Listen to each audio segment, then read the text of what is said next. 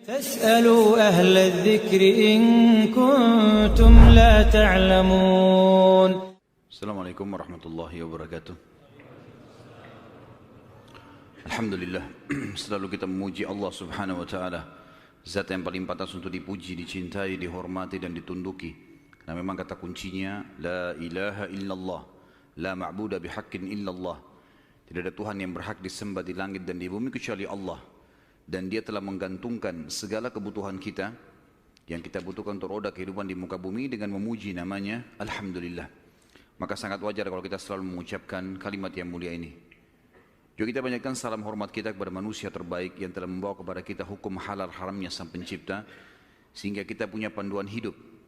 Dan juga Sang Pencipta Allah telah menjadikan mengucapkan salam hormat kepada manusia terbaik ini sebagai ibadah buat kita dan pendekatan diri kepadanya. Juga dari sisi yang lain Sang Pencipta Allah bersama malaikatnya mengucapkan salam hormat kepada manusia terbaik ini. Maka sangat wajar kalau kita selalu mengucapkan salawat dan taslim kepada Nabi besar Muhammad sallallahu alaihi wasallam. Pertama kalinya Nabi sallallahu alaihi wasallam, biasanya Nabi ini selalu pemalu, enggak banyak minta dan nuntut ke pamannya. Khusus pada saat itu Nabi sallallahu alaihi wasallam bergantung di bajunya Abu Talib, enggak mau lepasin. Pokoknya dia mau ikut. Abu Talib heran, tidak pernah Nabi SAW berperilaku begini. Musyawarah sama istrinya, enggak pernah Muhammad begini. Kenapa seperti ini? Pasti ada sesuatu gitu. Maka setelah musyawarah, kayaknya dibawa aja deh. Dibawalah ke negeri Syam. Pergilah Nabi SAW bersama dengan Abu Talib dan kafilahnya. Pada saat mau tiba di negeri Syam, sebelum tiba di negeri Syam, kafilah ini melewatin sebuah gereja teman-teman sekalian. Dan di situ ada satu pendeta bernama Bahira. Dan ini riwayat Bukhari Muslim menceritakan masalah itu ya. Dan sampai sekarang di negeri Syam masih ada puing-puingnya gerejanya Bahira ini. Pada saat itu di zaman Nabi SAW ada gereja ini dan sampai sekarang masih ada sisa puingnya. Saya pernah lihat cuplikannya sendiri, ada sisa puingnya di negeri Syam. Tepatnya di Syria ya. Kemudian teman-teman sekalian, pada saat melewatin kafilah ini melewatin gereja, si Bahira ini kepala pendeta di gereja itu memang lagi nunggu informasi tentang Nabi terakhir nih. Dia ngeliat-liat di jendela gerejanya, setiap kafilah lewat dilihat sama dia, terutama yang dari Jazirah Arab. Secara kebetulan dengan hikmah ilahi lewat kafilahnya Abu Talib. Dan kafilah ini agak berbeda dengan yang lainnya. Kafilah itu berarti 3 unta ke atas ya, baru dinamakan kafilah. 3 ekor unta ke atas baru dinamakan kafilah. Setiap waktu lewat kafilah Abu Talib ini ada awan yang menaunginya. Beda dengan kafilah lain, padahal lagi terik matahari. Dan tidak sengaja kafilah Abu Talib istirahat di sebelah gereja dan ada pohon-pohon kurma yang berderet, itu semuanya seperti menundukkan daun-daunnya ke kafilah itu. Pendeta ini perhatikan, kafilah tanya ini, kirim satu orang, tanya mereka kafilah dari mana nih? Jawabannya dari Jazirah Arab. Dari mana? Dari kota Mekah. Kata Bahira, hidangkan makanan sebaik mungkin di gereja, undang semua kafilah ini masuk makan. Diundanglah. Ringkas cerita, masuklah mereka untuk makan. Dan pada saat satu kafilah ini masuk, yang ditinggalkan di situ hanya Nabi SAW. Nabi nggak boleh masuk karena tradisi orang Arab dulu aib kalau anak kecil ikut makan. Nanti selesai orang tua makan baru makan. Tapi ini tradisi jahiliyah. Kalau sekarang antum lakukan, antum juga jahiliyah. Makan, kasih anak-anak makan. Kenapa harus disendirikan? Mungkin dia lapar, kesian. Gitu kan? Baiklah. Waktu lagi makan, Bahira ini memperhatikan satu persatu orang-orang Quraisy ini. Wajahnya. Karena mereka tahu cirinya Nabi terakhir. Alisnya, wajahnya, mukanya, kulitnya, jalur nasabnya, semua jelas. Tidak semua, tidak ada tanda-tanda kenabiannya. Ini mukanya muka biasa semua. Maka si Bahira tanya, apakah masih ada dari kafilah kalian yang tidak ikut makan? Kata mereka, ada satu anak kecil di depan, kami suruh jaga barang kami. Kata Bahira, boleh saya ketemu? Oh silahkan. Mereka lagi asyik makan. Bahira keluar menemui Nabi SAW. Nabi lagi duduk di bawah pohon. Lalu Bahira memanggil dia, mengatakan, hai anak kecil, ikutlah dengan saya. Kafilahnya disuruh jaga oleh beberapa pegawainya Bahira ini.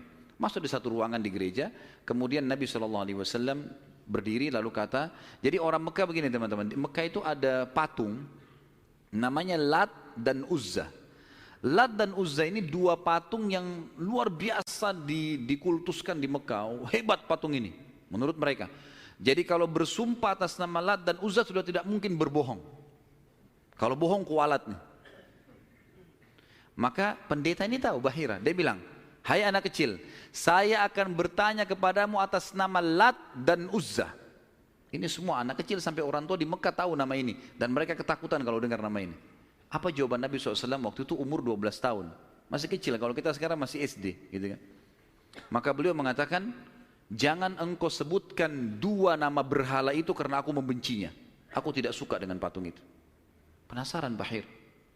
Diperhatikan wajahnya, alisnya, matanya Nabi SAW. Perlu teman-teman tahu ya, ciri fisik Nabi SAW itu luar biasa. Tersebutkan secara rinci di Taurat dan Injil. Allah mengatakan dalam Al-Quran, A'udzubillahi minasyaitonirrajim, ya'rifunahu kama ya'rifuna abna'ahum. Orang-orang ahli kitab, terutama Yahudi dan Nasrani ini, maksudnya orang Yahudi dan Nasrani, betul-betul mengetahui Muhammad SAW sebagaimana mereka mengenal anak-anaknya. Karena terinci. Disebutkan dalam hadis, alis Nabi SAW seperti busur panah yang lebar, berwarna hitam dan tebal. Bola mata beliau SAW besar, kelopaknya, dan dipenuhi dengan bulu mata yang lebat. Bola matanya putihnya putih bersih, hitamnya hitam pekat. Hidungnya yang mancung, bibir, dahi dan pipi yang setara dengan wajah, tidak oval dan juga tidak bulat, gitu kan. Kulitnya sangat putih sampai Nabi SAW pipinya kemerah-merahan. Jadi sangat tampan, luar biasa. Sampai ahli hadis mengatakan kalau Yusuf alaihissalam diberikan sepertiga gagahan dunia, maka Nabi SAW memberikan seluruh kegagahan dunia. Tidak pernah ada orang melihat Nabi SAW tidak suka. Manusia terbaik, pilihan, paling sempurna nasabnya, paling sempurna ilmunya, fisiknya, segala-galanya. Bahira memperhatikan Nabi SAW, ini semua ciri yang disebutkan dalam Injil ada. Dia masih bimbang, dia ingin buktikan satu hal. Apa itu?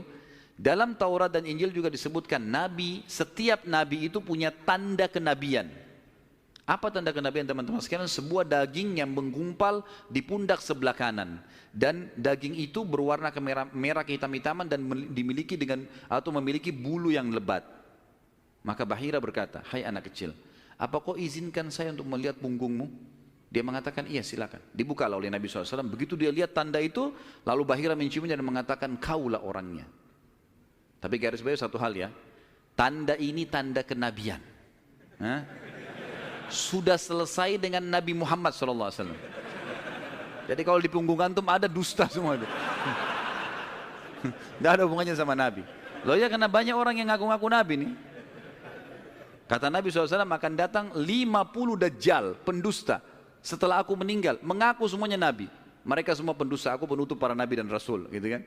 Karena ada orang mengaku gitu. Jadi ini khas untuk Nabi-Nabi dan sudah ditutup dengan Nabi Muhammad SAW. Sudah habis ceritanya. Nah, jadi kalau ada yang gumpal-gumpal itu daging numpang aja.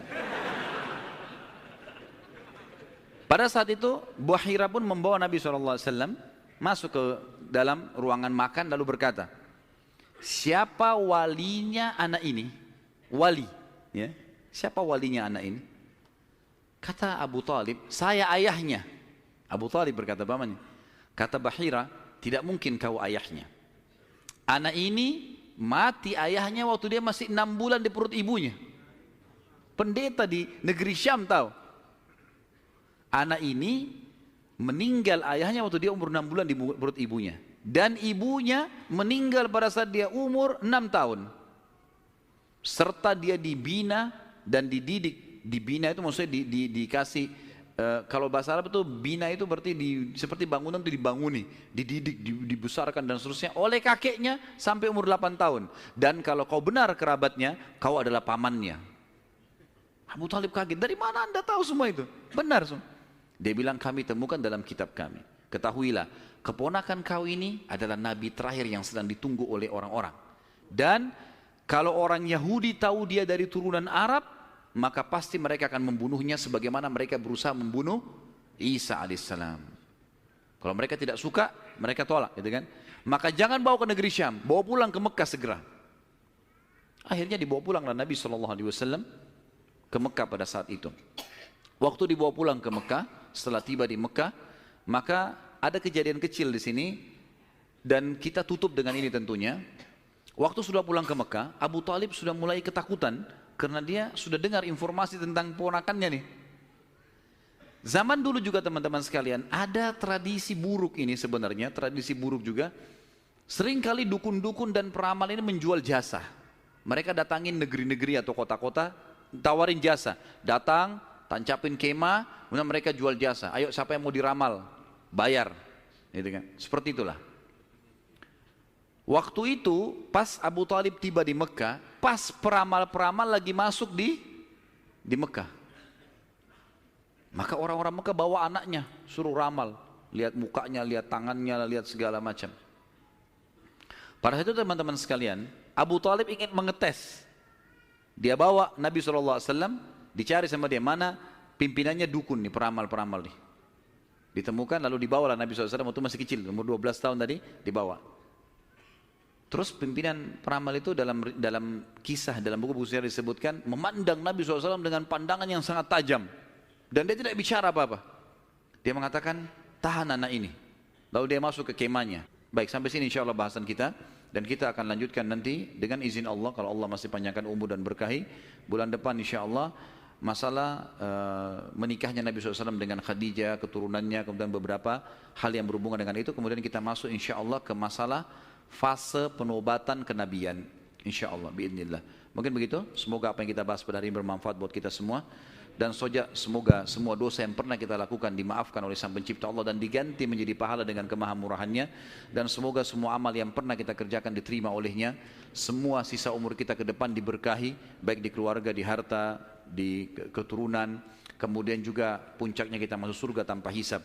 Dan kita selalu mendoakan saudara kita di Palestina, di Syria, di Yaman, di Irak, di Myanmar, di Ahsa, dimanapun mereka berada sedang tertindas. Semoga Allah ikhlaskan niat mereka, terima para syuhada mereka, muliakan Islam di tangan mereka dan tangan kita semua. Dan semoga Allah dengan kemahamurahannya menyatukan kita semua di surga firdausnya tanpa hisab.